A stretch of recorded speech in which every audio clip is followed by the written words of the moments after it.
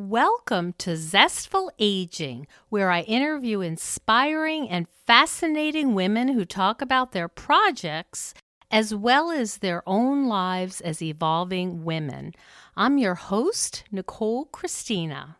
And if you like the podcast, you'll love my newly updated companion online course, Zestful Aging, Simple and Sustainable Habits for Health and Longevity. Learn more at NicoleChristina.com. Well, I have my coffee in my hand and my little Jack Russell Sparky right beside me. So let's begin. I am really excited to introduce you to our guest today. We are fortunate to have Dr. Pepper Schwartz, who is a renowned expert on love and relationships. She's an acclaimed author, researcher, television personality, and AARP's love and relationship expert and ambassador. Pepper is a prolific writer, authoring many academic and popular articles, as well as 25 books on the subjects of love, sexuality, and commitment. 2 of those books were featured on Oprah. Welcome to the show.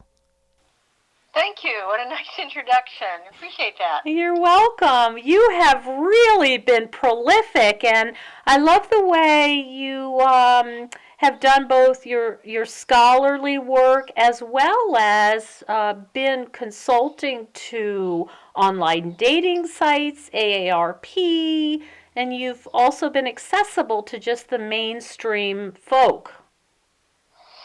Well, I get bored pretty easily, and I think everybody else does too. So I don't see why knowledge should be unreadable. And I don't think that means you change its, the truth, the findings, but you want to make it in such a way that, people don't put it down. Yes, right.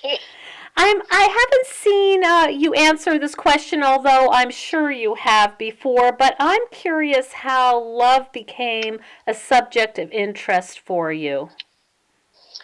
It's such an interesting question, and I think because I'm a romantic, because I read all the stories of true love and, loved those soppy teenage books that tell you, does the handsome young senior love you or not, in high school. And it just was something that spoke to me personally, that ruled my emotional life. So I think even though when I first started in graduate school, I'd actually I thought I was going to be studying law and sociology, and actually had classes in the law school. It really wasn't as interesting to me as these other things. And then, of course, timing is everything. And I was coming of age in graduate school when the women's movement was regenerating. And, of course, then everything in my life became up for analysis as well. Why do men treat you this way? Are you the kinds of things that you're reading, or do they read false? And if they read false, how can you counteract them if you don't do the research about them? So it became, to some extent, a personal journey. Not that everything I studied was about me. Sometimes it was about people whose sexuality had been demonized, and I could, shed some light on their humanity. You you dig into yourself for inspiration, but you use sociological methodology for data. I see. So it starts perhaps somewhat personally, and then it becomes more complex, and you do the analysis. I've found, I don't know if you've seen this, and I'd love to hear your commentary on this.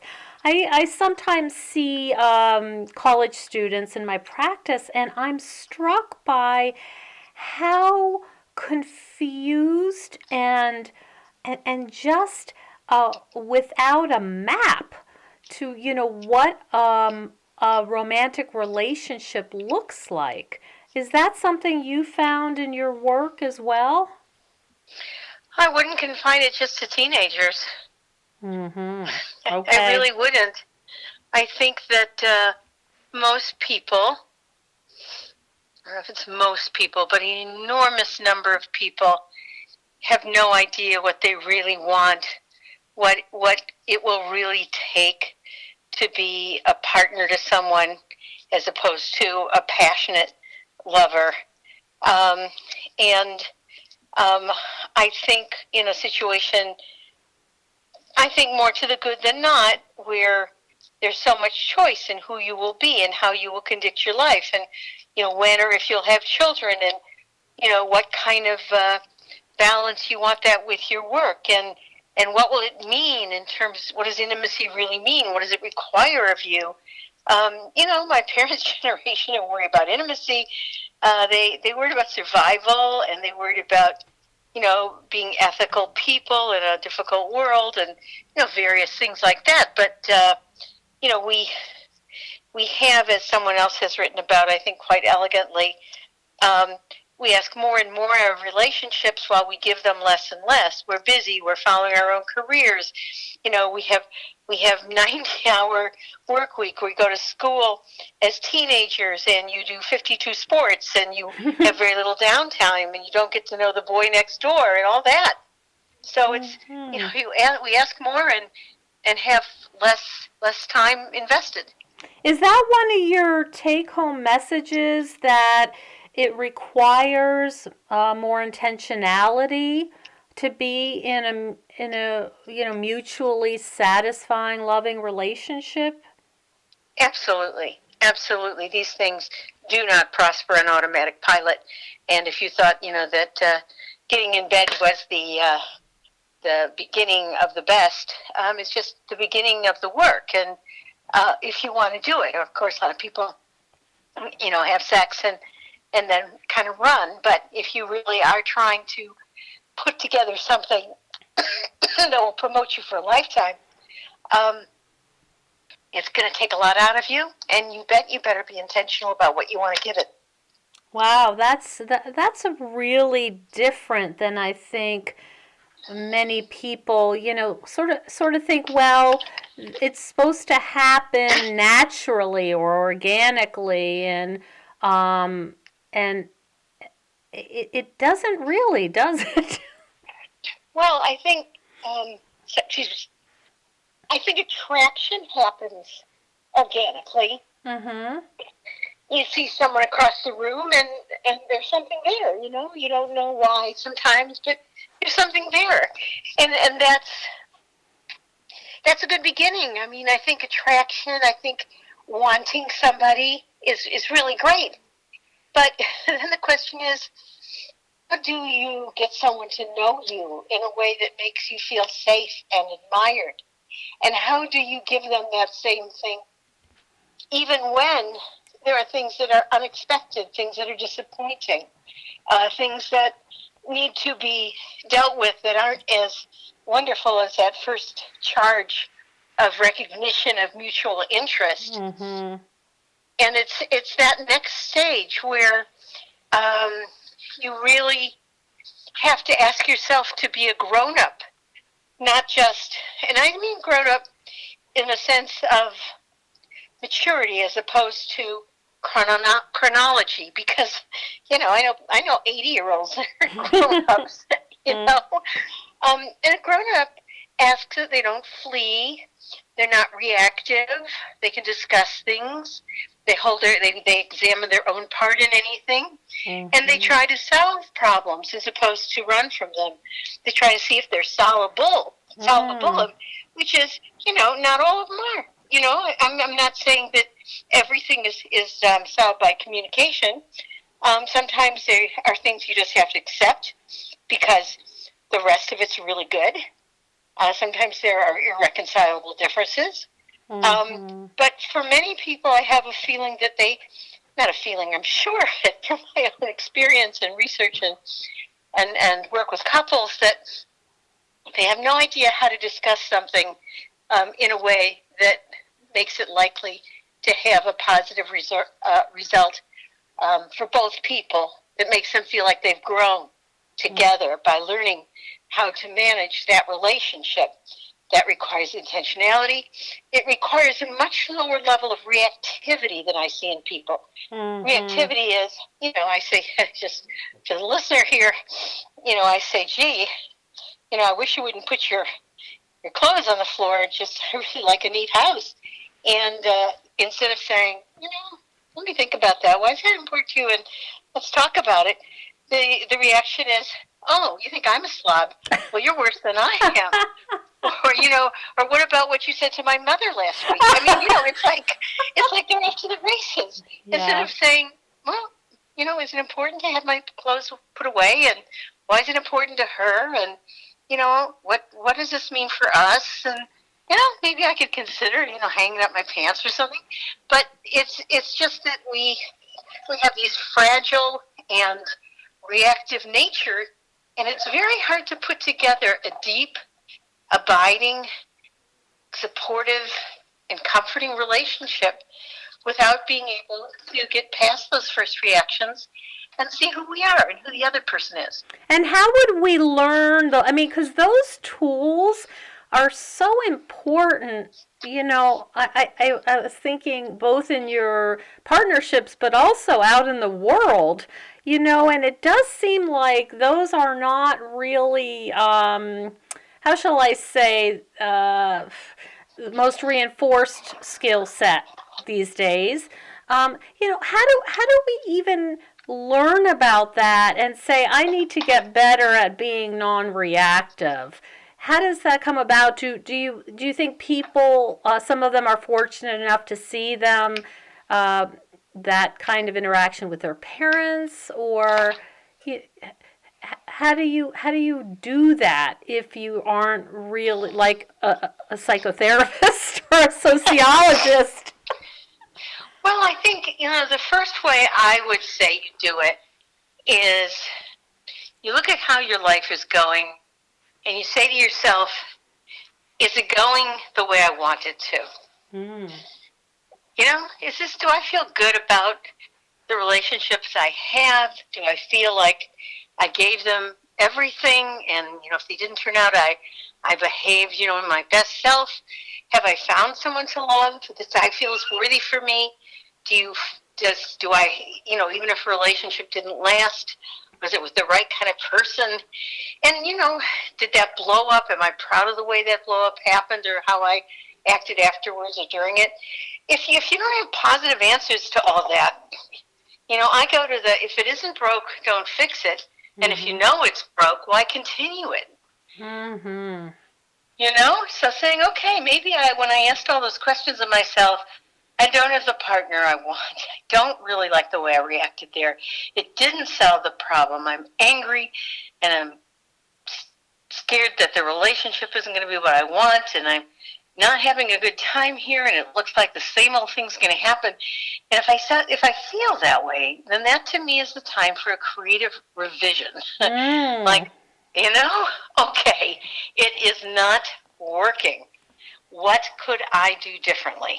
Mm-hmm. Yeah. And what about as we age?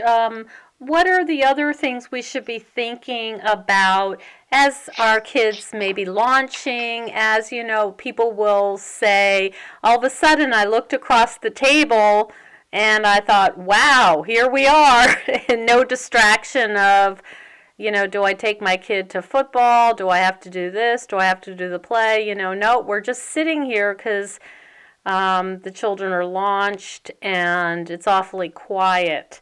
What about that scenario where people, the big shift, the big transition, middle age and beyond? What are your thoughts about love in that phase of life?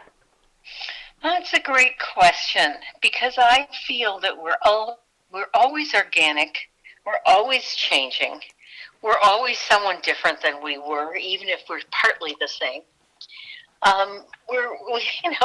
Why wouldn't we be? Our bodies aren't exactly the same. The way people see us and treat us in the world isn't the same. We start to reevaluate, or if we don't reevaluate what we're doing, we find it more precious and and perhaps different than it was. Maybe we've been doing it a long time and it's not as exciting to us. I mean, in a million ways, we're not exactly as we were.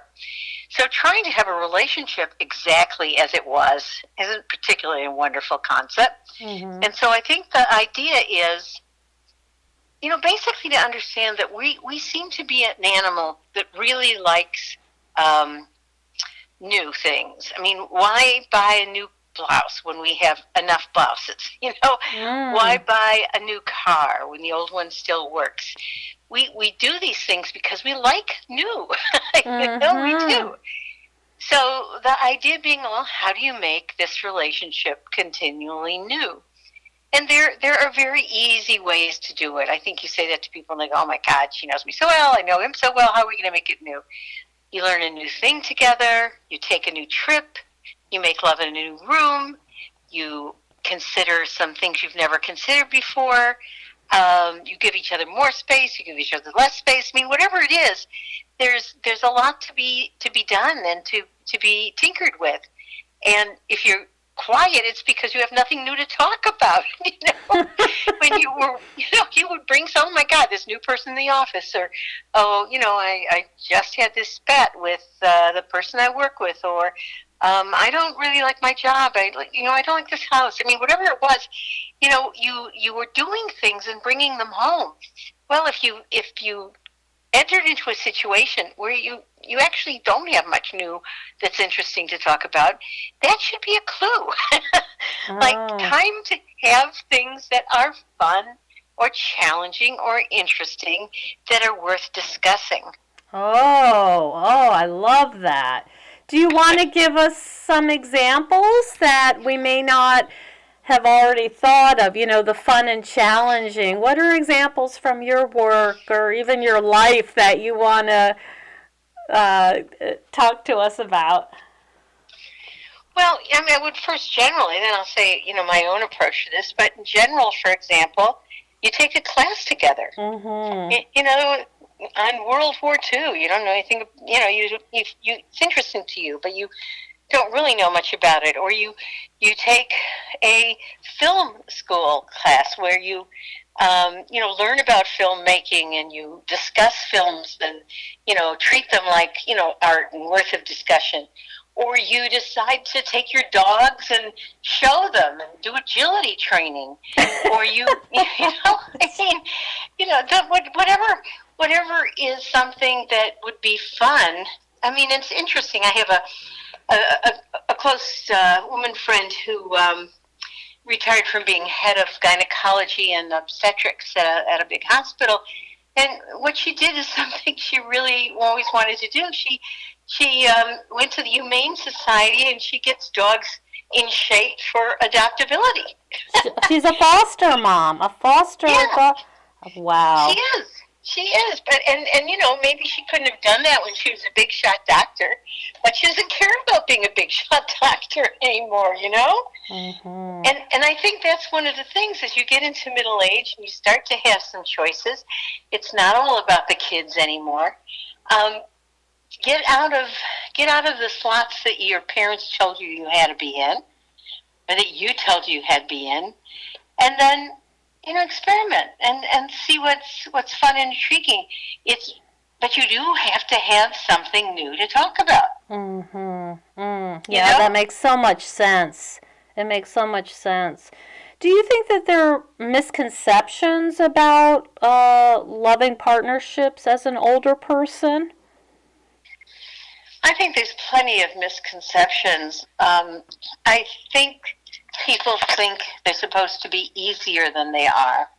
I mean, why should, there's so many happily ever after stories, and you think, oh my gosh, 20 years together, that you'll be like a comfortable old shoe. But, or you can be until you aren't, So I don't think you can ever be in this situation where you stop putting something in.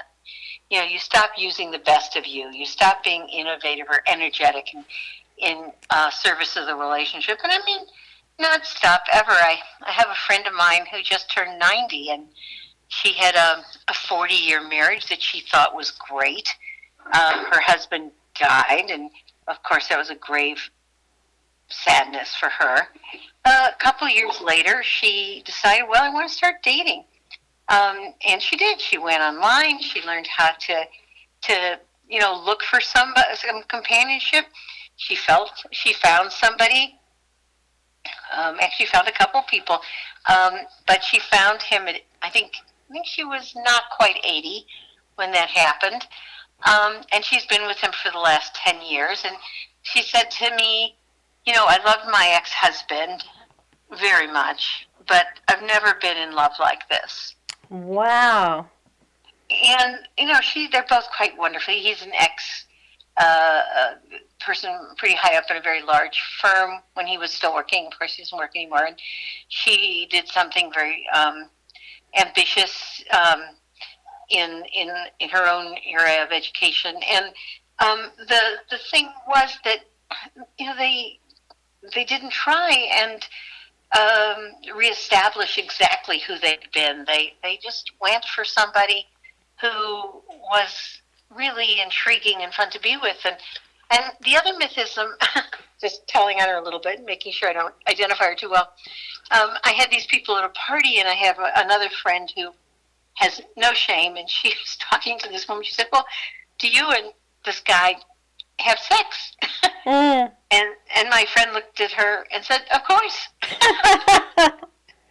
So, I think a lot of the myths are that, somehow it's going to be less passionate. Somehow it's going to be less sensual or sexual. It might be different, but it doesn't have to be less.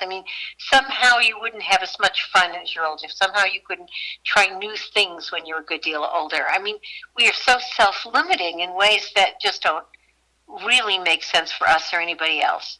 Mm-hmm. Yeah, I can see that.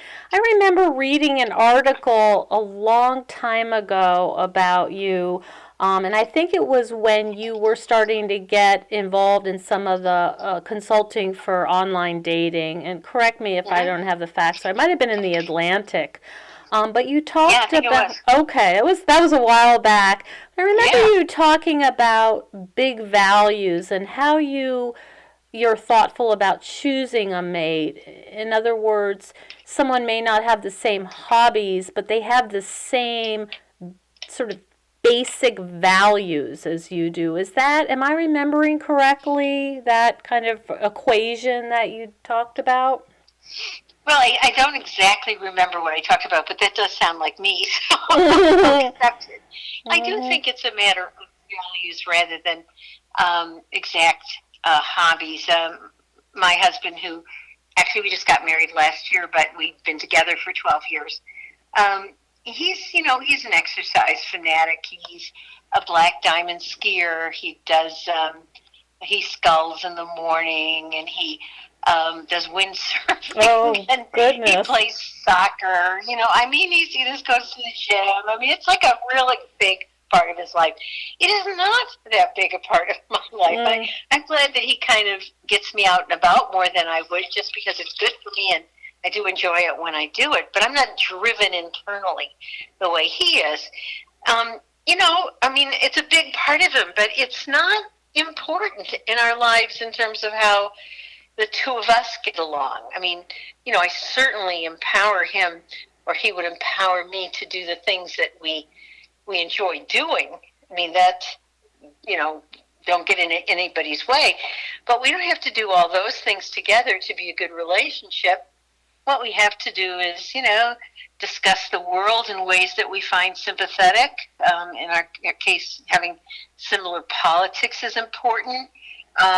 We both like to travel, so, we do that some of the time. We learn to tolerate the things about each other that are very different and not particularly, I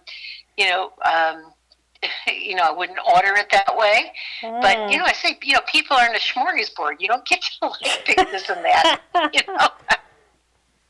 Yeah. Well, the underlying theme seems to be, if you want this to be loving and good, you got to show up. You've got to show up and do more than just show up. You've got to show up with game on for the whole deal, not just like when you're falling in love or being attracted or having sex for the first time. You have to show up and bring your mind and your imagination and your patience and your tolerance and your ability to feel joy and your excitement and all those things that make life worthwhile. And we can get lazy, we can get tired, we can get nasty, we can get petty. I mean, we're human beings after all. We're not perfect, but we should know what it is we're striving to be, and we should do the best we can.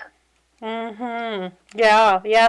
Also, I was thinking as you were listing the things that are important is acceptance, that all in all, this is a good person. I don't particularly love this, and that, but acceptance, and maybe there's some self-acceptance in that as well.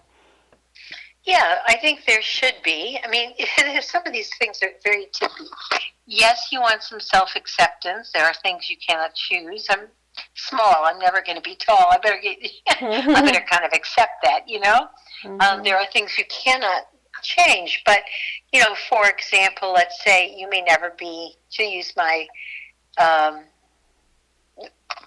details of what I was just saying about my husband, I may never be a jock that has 5 sports a day, but I could ask myself, should I get off my butt a little more than I do?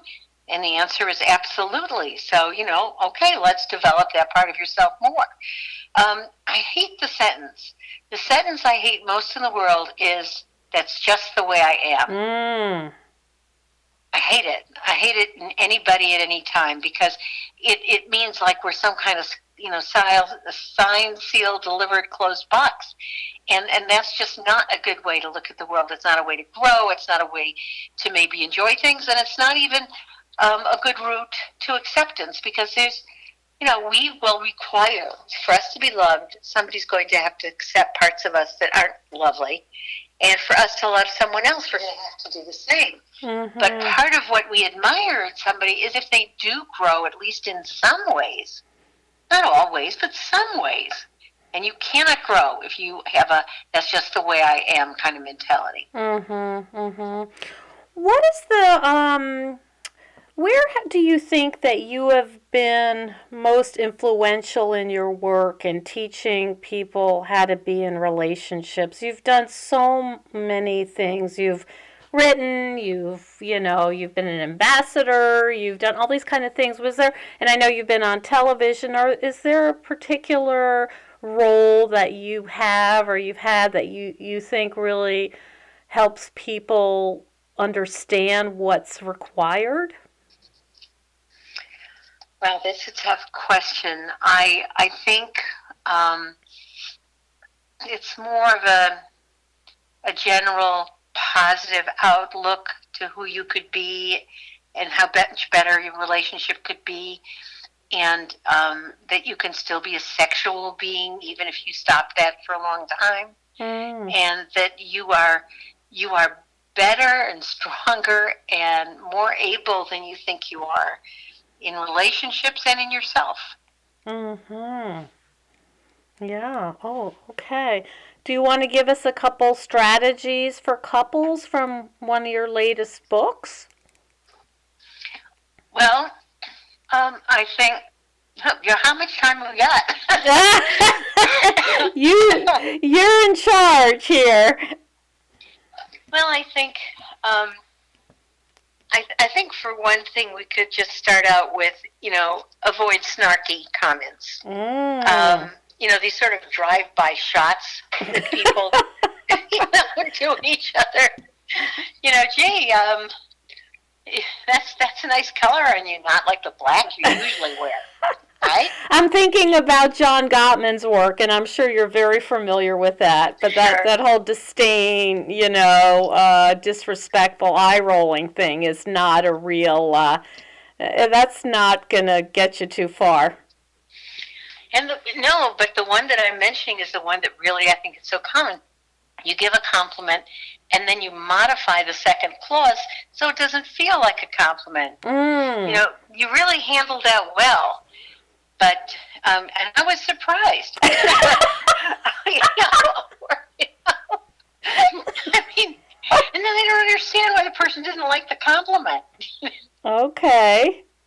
So that's what I mean by snarky things. They're things that have, kind of a little sting in them, and they say, "Oh, I'm being playful," or this or that. But no, I mean that. Well, pretty vulnerable, and I think you have to really be careful of that. A couple things I think are really important. I don't think you can give too much affection. As long as you're with somebody who does care about you, I can't tell you how stingy most people are about that. Whether it's kissing hello or holding hands in the theater or saying, I just love looking at you, or how handsome you look tonight, or I think you were the prettiest, person at the dinner party, or whatever it is. We all need it, and we are bottomless pits. And if you think, well, like the joke, well, why should I have to tell her I loved her? I did it once. Isn't that enough? The answer is no, it isn't. It isn't. So I think a lot of affection is really important. And I do think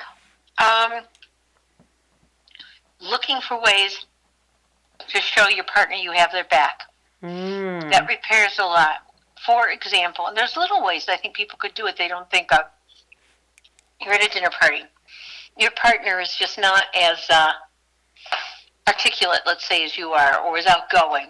And so they're being very quiet. And you just turn the discussion to them, like saying,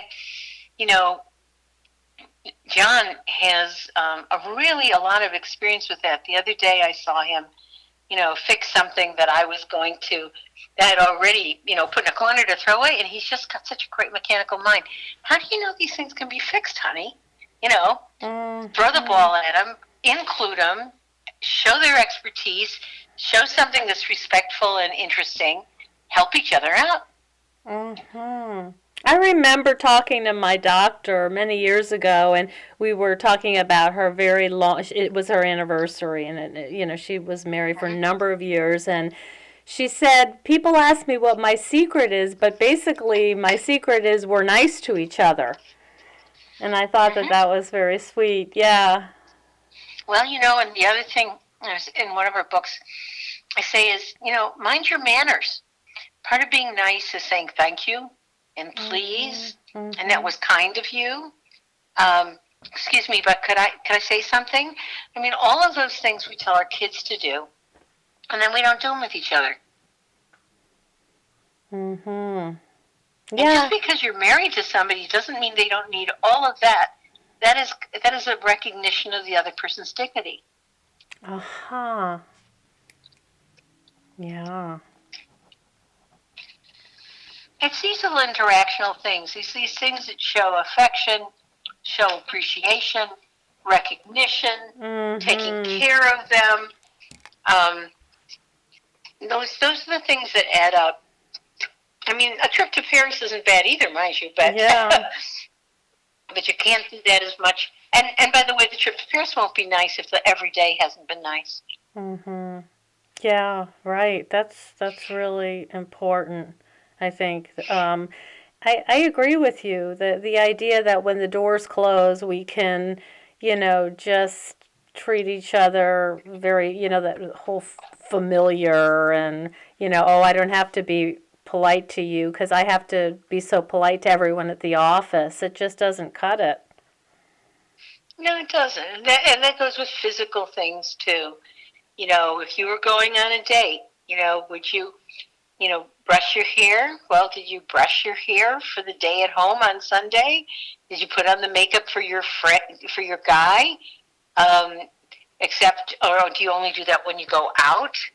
I mean, in other words, I think somebody needs to know, I think men in particular needs to know that you like to look nice because it's for them. And I think women are like that too. Like you wear something really nice and you think you look particularly nice. There's not a word about it. He says, she knows I think she looks nice. No, she doesn't. Yeah, really basic caring for. Yes. Yeah. You get the basics down, then the other things are, as important. Really, it's that feeling of trust. It's safe, and apologies, and also what apologies won't do. I mean, we only can do something so much, and then the apology doesn't go there. So maybe sometimes it means like, okay, if I'm losing my temper too much and I've apologized one too many times, maybe it's time for counseling, etc. I'm a big believer in sometimes carting yourself off to a third party if you can't afford a counselor. Then a close friend who will give you some really good advice and be honest with you. Mm-hmm. If um, I know this couple where um, she would forget everything and then say it didn't happen, and she didn't take it from him, but one of her girlfriends said, that you do that to me too. And Mm-hmm. she was like, oh, really? She wasn't prepared to believe it. She thought it was some sort of, kind of tactic on her husband's part to, control her, but it wasn't true. She just forgets very conveniently the stuff that she doesn't want to remember. And so they had to work out something where she writes it down. They literally wrote contracts on things that were important. Mm-hmm. I promised to do this. This is what we said we'd do. We said we do it on this date. We both sign it. Okay. So at least you get to then take responsibility if it didn't work out. Mm-hmm. Yeah, that's interesting. Practical. This is another one of these really big questions. So, you do with it what you wish. But I'm Sure. wondering about quality of life and people who lose their, spouses in middle age and beyond. And do you have any thoughts about whether life can be as rich and fulfilling when you are not partnered as you age? I think it can, but it takes work. Mm-hmm. First of all, you have to be an agent in your own behalf. You have to call up girlfriends and say, look I have tickets for, I have football tickets that John and I always went to. I'd love for you to be my football partner because I know you like football too. And she says, sure, I'll do that with you. And now you've got one. But you can't wait or just think, oh, I can't go to football anymore because that's something John and I did. Mm-hmm. You've got to be out there creating adventures and relationships and opportunities.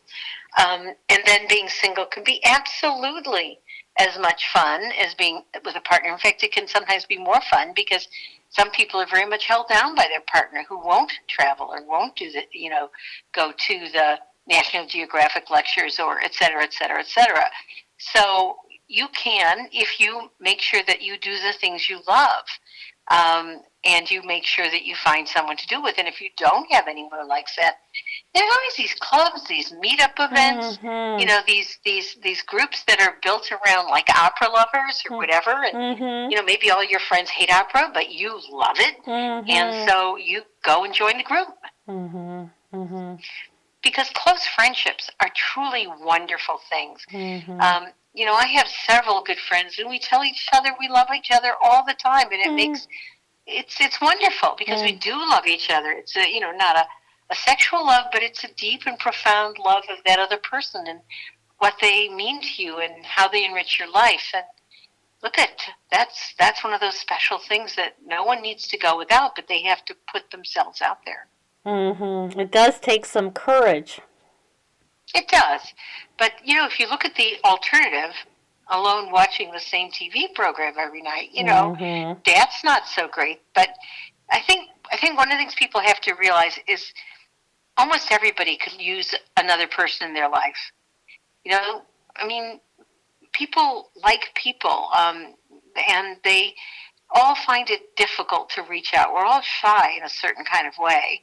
That's why some of these groups and meetups and volunteering at something or being involved in the political race, whatever it is, they're a way to be in interesting environments without, having to tell your life story to somebody. You're just going to do things with people, and then over time, you get to know somebody, and then they do become more intimate and caring relationships. Mm-hmm. Yeah, I mean, your example of your friend who's the foster mom for dogs, I find that, going to the dog park is such an easy way to meet people. There's no pressure, and, it's just is a very natural way to introduce yourself and chat. Yeah, there's all kinds of things like that. There was another friend of mine who retired from a big deal job, and his passion was architecture, and he does free architecture tours in New York, where he Mm-hmm. meets people who obviously care about architecture too because they signed up for the tour, and he's really has made several friends out of being involved in something that he just loves to talk about. Mm-hmm. Yeah, that's a great story. So what's next for you? Oh, any new projects you're working on that you wanna tell us a little bit about? Well, a couple things. I've been doing this TV show for the last 4 years, which is unusual. I didn't expect to be doing that.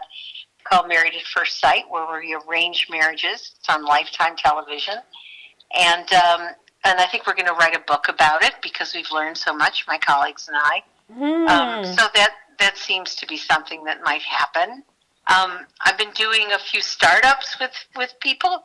I've been working on something called Roman, GetRoman.com, which is a men's health site where you can get a physician to help you figure out whether you need Cialis or Levitra or Viagra, and Uh-huh.